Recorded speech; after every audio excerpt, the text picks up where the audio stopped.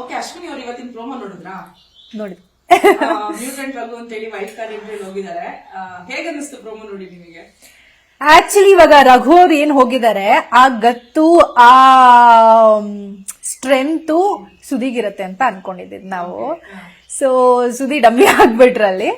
ಇವತ್ತು ಪ್ರೋಮೋ ನೋಡಿದ್ಮೇಲೆ ನಮ್ಮ ಮೇಡಮ್ ಇದಾರಲ್ಲ, ಟೀಚರ್ ಮೇಡಮ್, ಅವ್ರಿಗೆ ನಾವು ಮಾರಿ ಹಬ್ಬ ಶುರು ಅಂತ ಅನ್ನಿಸ್ತು.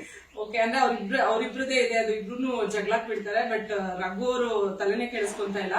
ಅಂದ್ರೆ ಹಿಂಗೆ ಇವಾಗ ಮನೆಯವರೆಲ್ಲ ಒಂದಾಗ್ತಾರೆ ಅನ್ಸುತ್ತಾ ನಿಮ್ಗೆ? ಅಥವಾ ರಘುಗ್ ಸಪೋರ್ಟ್ ಮಾಡ್ತಾರೆ, ಇಲ್ಲ ಜಾನ್ವಿ ಮತ್ತೆ ಅಶ್ವಿನಿ? ರಘು ಅವರು ಇಂಡಿವಿಜುವಲಿ ಆಡ್ತಾರೆ. ಅವರಿಗೆ ಐ ಡೋಂಟ್ ಥಿಂಕ್ ಮನೆ ಸಪೋರ್ಟ್ ಮಾಡಬೇಕು. ಮಾಡಿದ್ರೆ ಅವರು ಮನೇಲಿ ಗುಂಪಲ್ಲಿ ಒಂದಾಗ್ಬಿಡ್ತಾರೆ ಹೊರತು. ನಾನು ಆಗ್ಲೇ ಹೇಳ್ದ ಹಾಗೆ ಜಂಟಿಯಾಗಿ ನಮ್ಗೆ ತುಂಬಾ ಡಿಸ್ಅಡ್ವಾಂಟೇಜಸ್ ಆಯ್ತು. ಇವಾಗಷ್ಟೇ ಇದನ್ನ ಕಷ್ಟನ ದಾಟಿದ್ವಿ.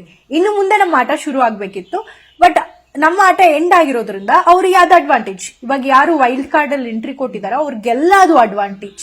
ಡೇ ಒನ್ ಇಂದ ಇದ್ದಿದ್ರೆ ಇಷ್ಟೊತ್ತಿಗೆ ಸ್ವಲ್ಪ ಇದಾಗಿರೋದು. ಬಟ್ ಈಗ ಎಲ್ಲ ಆಟ ನೋಡಿ ಬಂದಿರೋದ್ರಿಂದ ಈ ಪರ್ಸನಾಲಿಟಿ ಇದು ಅಂತ ಆಲ್ರೆಡಿ ಕ್ಲಾರಿಟಿ ಇರುತ್ತೆ. So I am sure full ಎನರ್ಜಿನಲ್ಲಿ ಸ್ಟಾರ್ಟ್ ಮಾಡ್ತಾರೆ. ಅಂಡ್ ಪ್ರೋಮೋ ನೋಡಿದಾಗ್ಲೂ ಕೂಡ ಭಯ ಪಡೋ ವ್ಯಕ್ತಿತ್ವ ಅವ್ರದ್ದಲ್ಲ ಅಂತ ಕ್ಲಿಯರ್ಲಿ ಗೊತ್ತಾಗುತ್ತೆ. ಅಶ್ವಿನಿ ಗೌಡ ಅಗೇನ್ಸ್ಟ್ ನಾನು ಮಂಜುಮಾ ಹೊರಗಡೆ ಬಂದ್ಮೇಲೆ ಈ ಟೀಮ್ ಕಡೆಯಿಂದ ಯಾರು ಇರ್ಲಿಲ್ಲ. ಗಿರ್ಲಿ ಮಾಡಿದ್ರು ತಮಾಷೆ ಆಗಿರೋದೇ ಹೊರತು ಸ್ಟ್ರಾಂಗ್ ಆಗಿ ಫೇಸ್ ಟು ಫೇಸ್ ನಿಂತ್ಕೊಳ್ಳೋರು ಯಾರು ಇರ್ಲಿಲ್ಲ. ವೆರಿ ಹ್ಯಾಪಿ, ಚೆನ್ನಾಗಾಗ್ಲಿ. ಈಗ ಇರ್ಬೇಕಿತ್ತು ಅನ್ಸುತ್ತಲ್ಲ? ಸೀರಿಯಸ್ ಇಲ್ಲ, ಆಟ ಈಗಷ್ಟೇ ಶುರು ಆಗಿತ್ತು ತೇಜು. But that's okay.